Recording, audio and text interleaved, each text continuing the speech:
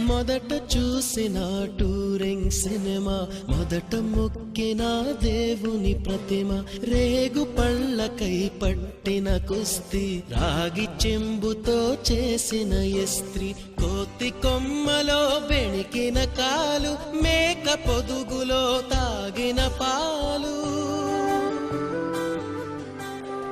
దొంగ చాటుగా కాల్చిన బీడి, సుబ్బుగాడిపై చెప్పిన చాడి, మోట బావిలో మిత్రుని మరణం, ఏకధాటిగా ఏడ్చిన తరుణం గుర్తుకొస్తున్నాయి, గుర్తుకొస్తున్నాయి.